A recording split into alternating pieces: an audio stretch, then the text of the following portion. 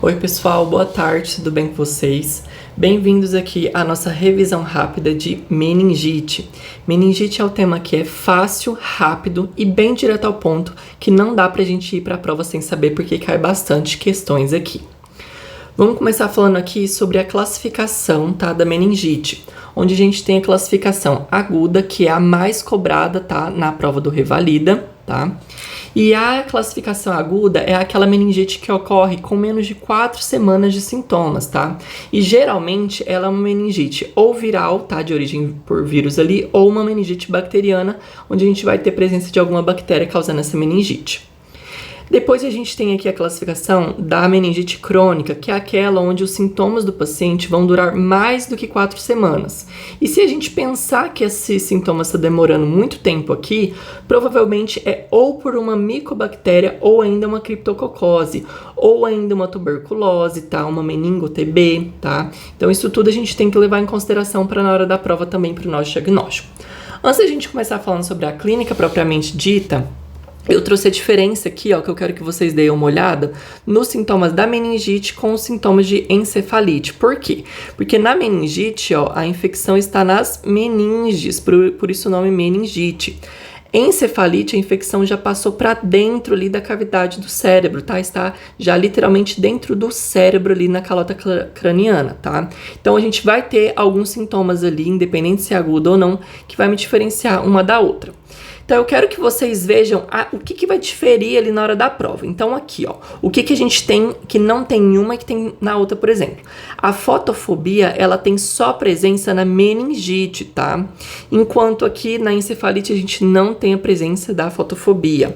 Outra coisa, gente, ó, rigidez no cal, por causa da irritação meníngea, tá? Aqueles sinais clínicos clássicos que a gente gosta de ver na prova, fazer durante o exame físico, ela só está presente aonde? Ó, na meningite, tá? Encefalite não causa rigidez no cal, tá?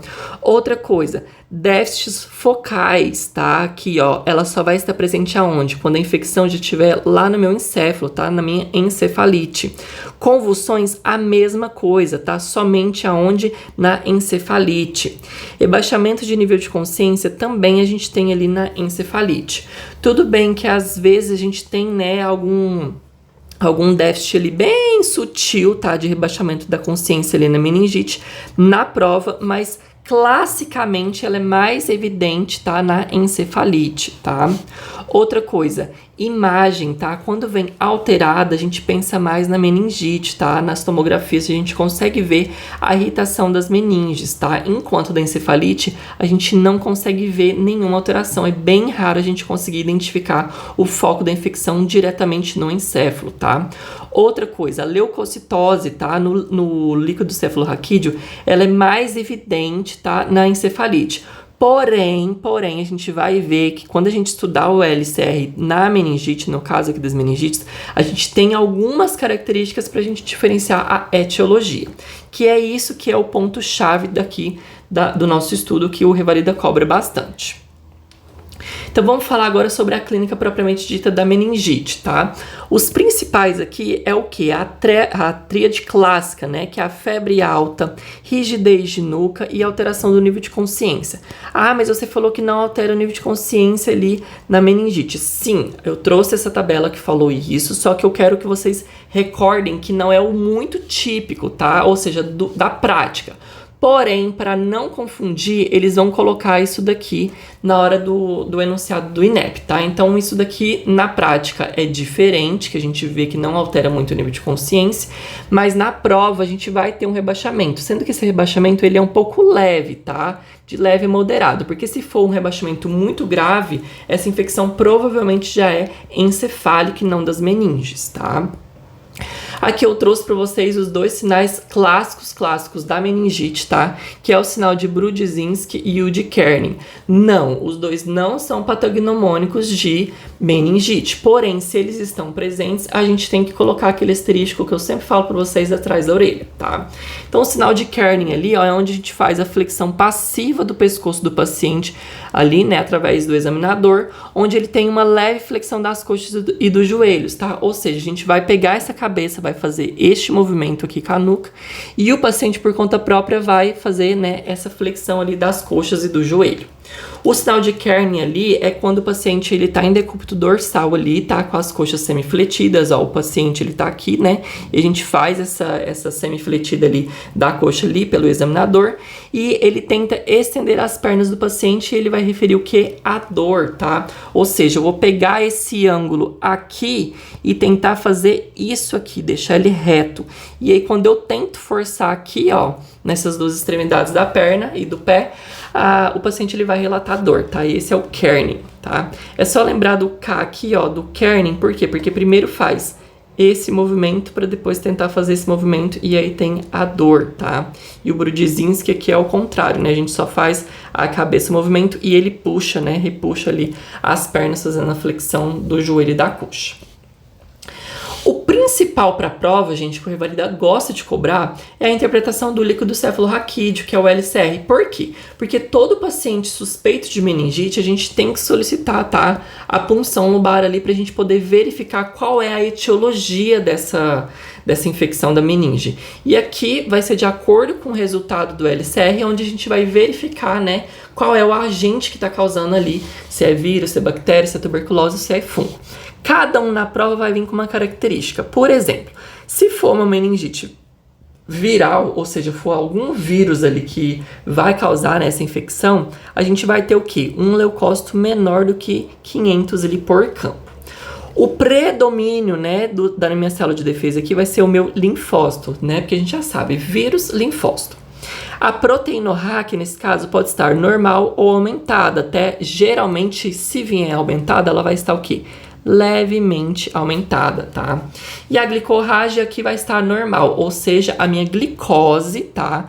No meu líquido cefalorraquídeo, ele vai estar normal. Por quê? Porque quem gosta de comer a glicose é a bactéria. E é isso que eu gosto de falar para vocês. Pensou em consumo de glicose e aumento de proteínas, a gente vai ter uma origem aqui bacteriana, tá? E o Revalida gosta disso daqui, tá? É clássico da prova. Então aqui nesse caso, para ser uma meningite bacteriana, a gente vai ter, né, mais do que 1000 ali de leucócitos por milímetro campo. A gente vai ter predomínio de quem? Olha só, dos neutrófilos, tá? Então ali vai ter os plurissegmentados, tá? Vindo ali no nosso líquido cefalorraquídeo. Outra coisa, o que eu falei para vocês, a proteína nesse caso vai estar alta, tá? E a glicose vai estar baixa porque a bactéria, ela consome a glicose, ou seja, vai diminuir, né, a glicose por causa desse consumo e vai aumentar as minhas proteínas ali, tá? A tuberculose não é diferente, por quê? Porque a tuberculose ela é uma bactéria, certo? Então, se a gente pensar numa meningo-TB, tá? Uma meningite causada por tuberculose, a gente vai ter os leucócitos aqui diminuídos, tá? Menos do que 1000 aqui. E o predomínio vai ser linfócito, tá? Porém, aqui, ó, a característica da proteínorrágia e da glicorrágia vai ser a mesma por se tratar de bactéria, ou seja, vai ter as proteínas altas e vai ter muito consumo de glicose a nível ali, tá? Do líquido cefalorraquídeo. Ah, mas por que a tuberculose ela dá linfócito em vez de neutrófilo? Por quê? Porque o linfócito ele é ativado pelo Mycobacterium tuberculose, ou seja, é ele que vai ser ali aumentado, tá? E não polimorfos nucleares como o neutrófilo ali no caso de uma meningite bacteriana sem ser por origem de tuberculose. Paciente que tem infecção fúngica, tá? Das meninges. A gente vai ver ali, ó, os leucócitos geralmente menor do que 100. Então, vai estar menor ainda do que lá da etiologia viral, tá? Que seria as 500 ali. O predomínio também por linfócito. Aqui a gente vai ter uma proteinorráquia maior, tá? Do que o normal, elevado ali.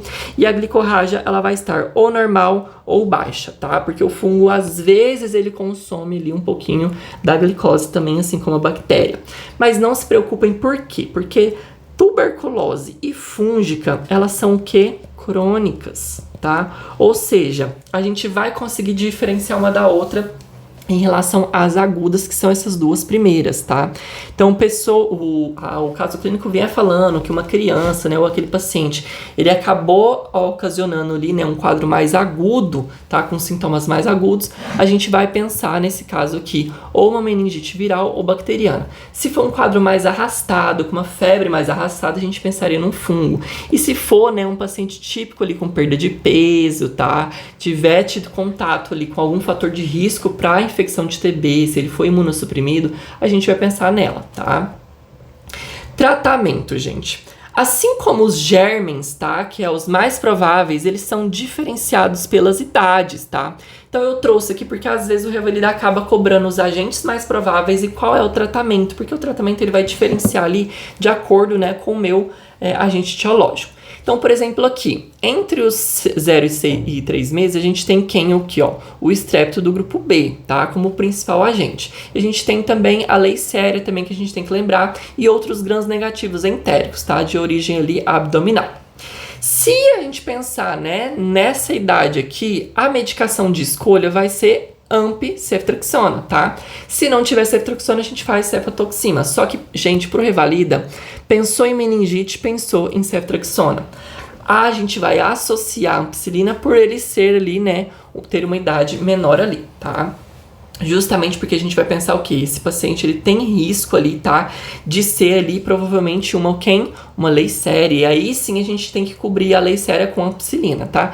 Mas se a gente não pensar, a gente pode fazer somente ceftriaxona tranquilamente. Que é justamente esse o caso dos maiores de 3 meses e os adolescentes, tá? E adultos ali até 50 anos. Por quê? Porque o nosso tratamento de escolha vai ser o quê? A ceftriaxona, tá? Ou seja, gente, pensou em meningite pro Revalida, a gente vai ter isso aqui, ó. Ceftriaxona, 1 grama de 12 em 12 horas por 7 dias. E aí, se eu suspeitei que ele tem critério para Leishmania, a gente associa a ampicilina. Gente, é isso aqui que eu quero que vocês coloquem no post-it de vocês e na cabeça de vocês, porque o Revalida cobra é isso daqui. Ah, mas ele vai ver lá se vai que eu vou associar a vancomicina. Gente, a gente vai fazer vancomicina associado nesses pacientes se, olha só, ele tiver uma associação por pneumococo resistente, tá? A ceftriaxona. Então, por isso que eu quero que vocês deixem na cabeça de vocês. Meningite é igual a ceftriaxona para tratamento, sim ou sim, de primeira escolha em praticamente todos os casos aqui, tá? Então, eu quero que vocês recordem disso.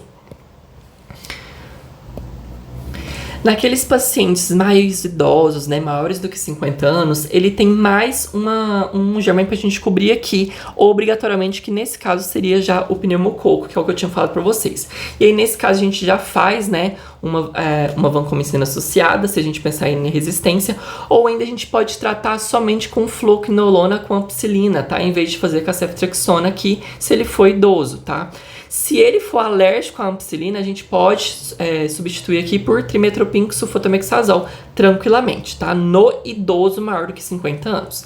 Então, vou repetir. Maiores de 50 anos, a gente vai associar sim ou sim com a vancomicina aqui. E a gente vai lembrar de fazer quem? A amp com fluoquinolona ou a ceftriaxona, que é a mesma coisa dos germens ali, dos 0 aos 3 meses do tratamento, tá? Não tenho que confundir. Foi o que eu falei pra vocês. É só lembrar que meningite é igual a ceftriaxona praticamente em todos os casos, porque nas nossas alternativas é ela que vai estar lá sendo a principal ali. E a gente vai associar a ampicilina se ele tiver fatores de risco ali para pneumococo ou para Leishmania, tá?